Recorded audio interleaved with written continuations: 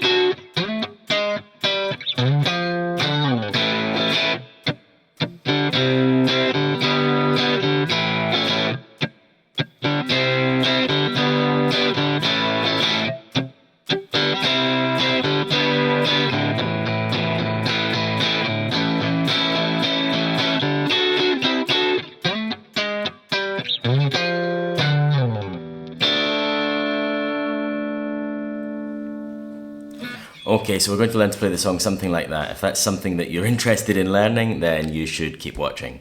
The first little, it's pretty simple. It's really only just one riff. There's no like major secret sauce to it or anything like that. It starts on a D chord. Now, you'll notice I'm only putting 3 fingers on the fretboard here. And it's this little shape. That's your first chord. You can think of this, if you're familiar with playing like an E-shaped bar chord, right? We all know that shape.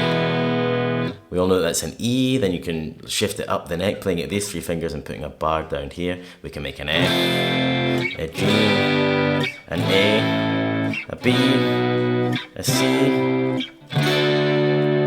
and a D, and that's the chord that we're using for this song. The only difference is that we're not playing the whole chord on 6 strings. We're playing just... Still a D chord, it's got all the notes there. You've got a D, you've got an F sharp, and you've got an A. It's definitely a D major chord. As you hit it to play this song, you might want to think about, maybe you don't want the A to ring out so much. You could really play it just with 2 fingers,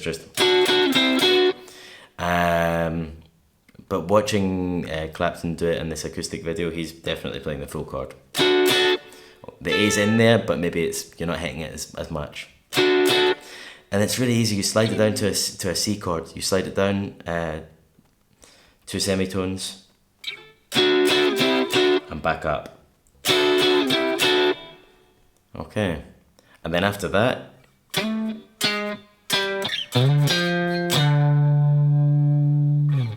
okay, so the notes are A, G sharp, G,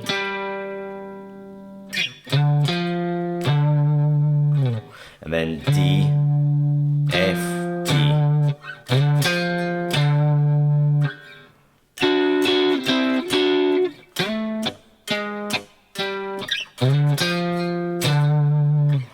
And as I think about it, I think I'm playing it all downstrokes. I don't think I'm, at least not deliberately, hitting any notes on the upstroke here. It's...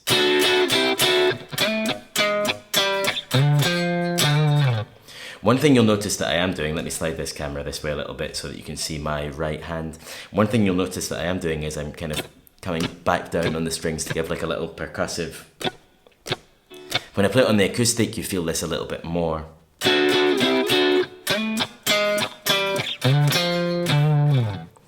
Okay, so you're filling in the space between the notes with a percussive. And what the sound that you're hearing as I do that is actually, it's the strings hitting against the last fret.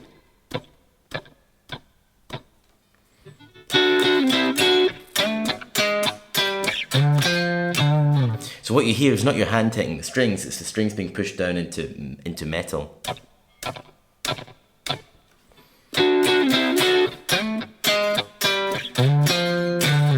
Okay.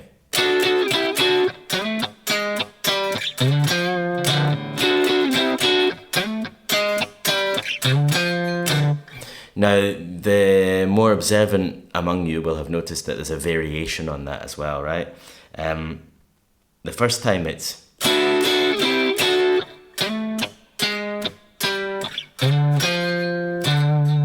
Don't forget the little slide into the D there.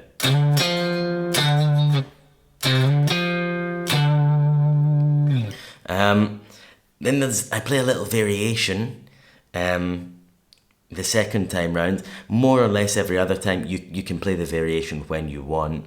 It sounds nice, I think, to play it before the changes, so before changing to the other chords, or before going into the chorus section to play the little variation. And the variation is this: you're going to lay your fingers at the 10th fret, not pressing down as if you were playing a chord, but just laying your fingers across so that they're not pressing down on the strings, but just muting them. So when you drag your pick across them, it should sound like... And then you're going to put your third finger down on your D note, that's the 12th fret of your D string, so that when you drag your fingers up, you hear. So across the first three strings, the notes are muted, but then when you get to that D, yeah, you hear the note. And then coming back down,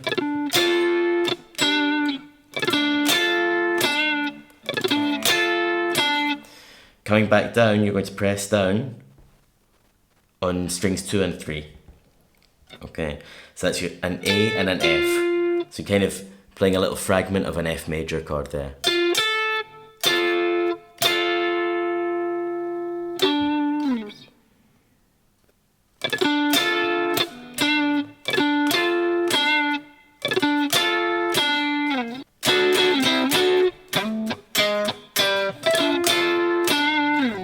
And it can be a little bit rough and ready. If you listen to Clapton playing it, he doesn't play it perfectly every time either. That's my excuse for not playing it perfectly anyway. So alternating between the two variations, it should sound a little something like this.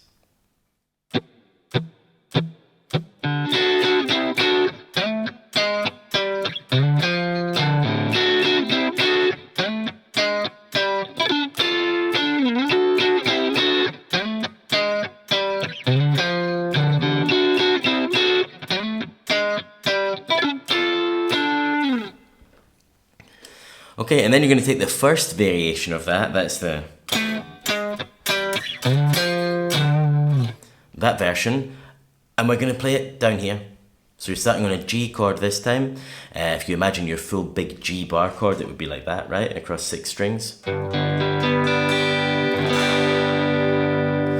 But remember, we're playing just a fragment of it with 3 fingers. Still a G chord, but we're just playing a reduced version of it, if you like, lightweight version. We're going to slide it down 2 frets again, so it's G down to F.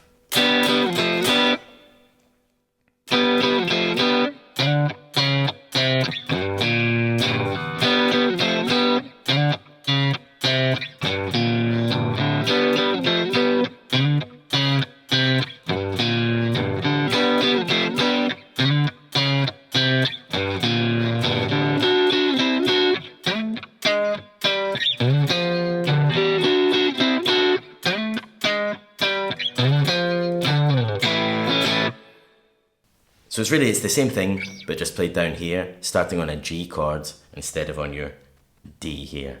And that takes us into the chorus. And the chorus is really easy, it's just 3 chords, it's A, C and G. Now maybe you're used to playing your A chord like this, or maybe like this. With 1 finger, I like to play it with 1 finger. The next chord you need is a C, you're probably used to playing a C chord like this. and you're going to need a G as well, and you're probably used to playing a G chord like this.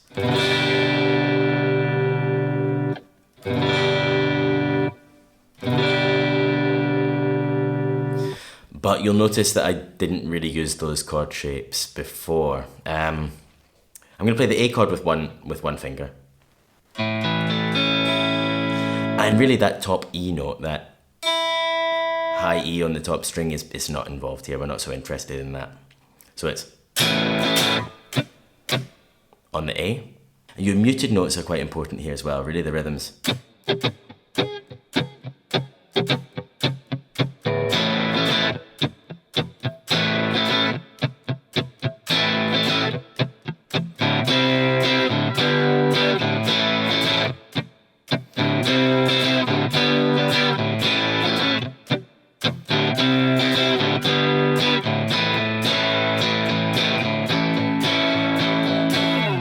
Okay, so on the C, to play the C chord, we're playing it's a C bar chord. I watch Clapton play, he plays it like that, and he bars across here, and then bars across these three strings with one finger. I don't like doing that. I find it very uncomfortable. I don't recommend it to anyone. I like to play my C, my C bar chords with two fingers here. So one making the bar, and then with two fingers here.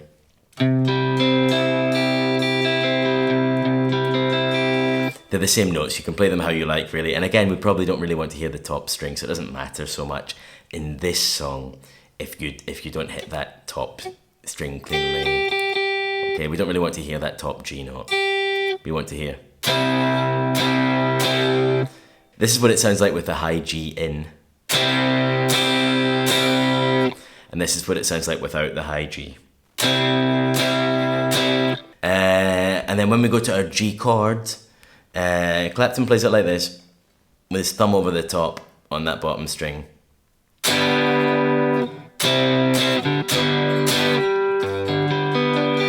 Honestly, I find that shape a little bit difficult to play cleanly so far down the neck. It's a shape that I would use up here. It depends on you. If you've got bigger hands than me, maybe you'll find it easier. That's not too bad.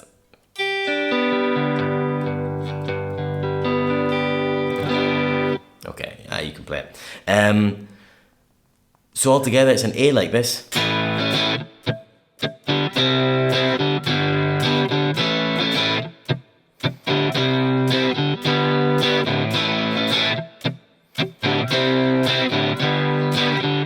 going to go back down to the A.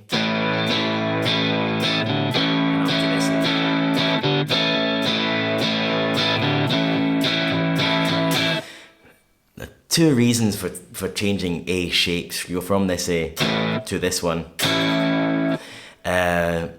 One reason is just that when you start going up the neck, it has more energy, right? You're playing higher notes and it sounds a bit more energetic, and you've got that kind of movement. You're staying on one chord. You're still playing an A chord, but you've got a bit of movement in the chord, right?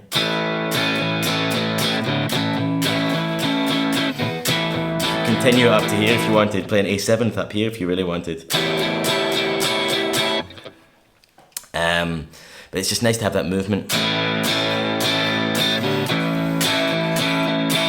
But also, there's a practice, as well as the keeping a bit of movement and energy in your playing.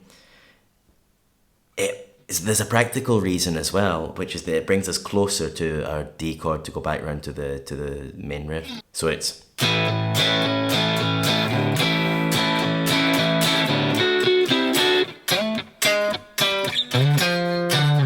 And you're back into the verse pattern, you're back into the main riff. So you're physically closer from here to here is quite a lot less distance than trying to go from your open A chord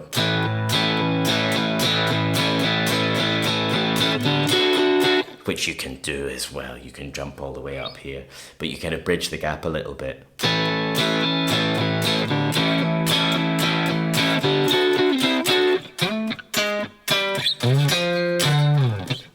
And really that's all there is to it. Next challenge is try and sing it at the same time. That makes it a little bit more interesting. All right. Any questions, leave them in the comments. Hope you've enjoyed the lesson. See you next time. Bye.